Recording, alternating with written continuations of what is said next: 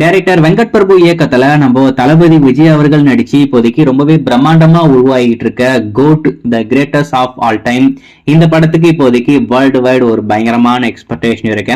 கண்டிப்பா இந்த படம் நம்ம தளபதி விஜயோடைய கெரியர்லயே ஒரு டிஃப்ரெண்டான ஒரு ஜானர்ல ரொம்பவே வித்தியாசமா இருக்கும் அப்படின்ற மாதிரி நான் எதிர்பார்க்கிறேன். ஏன்னா படத்துடைய ஜானர் டைம் டிராவலை பேஸ் பண்ணி எடுக்கிறாங்க.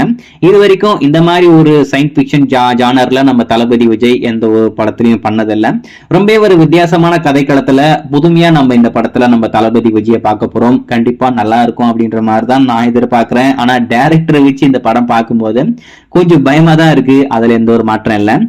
இந்த படத்துக்கு ஒரு எதிர்பார்ப்பு இருக்கா இல்லையா அப்படின்றது ஒரு பக்கம் இருந்தாலும் இந்த படத்துடைய பிசினஸ்மே ரொம்ப சூப்பரா பண்ணிக்கிட்டு இருக்காங்க.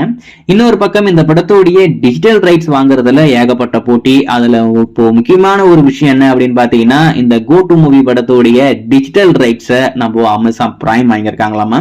தியேட்டர்ல வந்துட்டு ஒரு 4 வாரம் கழிச்சு ஸ்ட்ரீம் பண்ற மாதிரி இந்த கோ டு மூவி படத்துடைய டிஜிட்டல் ரைட்ஸ் நம்ம அமேசான் பிரைம் வாங்கியிருக்காங்க. அதுல குறிப்பா தமிழ், தெலுங்கு, மலையாளம், கன்னடா அப்படின்னு சொல்லிட்டு இருக்கிற எல்லா லாங்குவேஜுக்கான டிஜிட்டல் ரைட்ஸுமே நம்ம அமேசான் பிரைம் வாங்கிட்டாங்க அப்படின்ற மாதிரி சொல்றாங்க. சேட்டலைட்டை பொறுத்த வரைக்கும் எப்பயும் போலதான் நம்ம சன் டிவி விட போறது இல்ல. விஜய் படம்னாவே அவங்க தான் வாங்குறாங்க.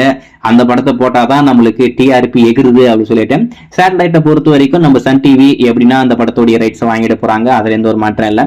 டிஜிட்டலை பொறுத்த வரைக்கும் நெட்ஃபிளிக்ஸ் கிட்ட போக போதா இல்ல அமேசான் கிட்ட போக போதா ஹாட்ஸ்டார் கிட்ட போக போதா அப்படின்றதான் ஒரு எதிர்பார்ப்பா இருக்கும். இப்போதைக்கு வந்திருக்கிற தகவலை பொறுத்த வரைக்கும் அமேசான் பிரைம் இந்த படத்துடைய டிஜிட்டல் ரைட்ஸை வாங்கிட்டாங்களாமா. தியேட்டர்ல வந்துட்டு ஒரு 4 வாரம் கழிச்சு ஸ்ட்ரீம் பண்ற மாதிரி வாங்கியிருக்காங்க.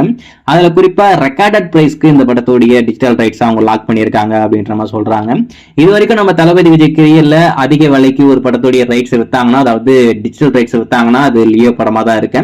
அதை விடவே இந்த படம் மிஞ்சிருச்சு அப்படின்ற மாதிரி சொல்றாங்க. அந்த அளவுக்கு ஒரு சூப்பரான பிசினஸ்ல இந்த கோ டு மூவி படத்துடைய டிஜிட்டல் ரைட்ஸை வித்திருக்காங்க.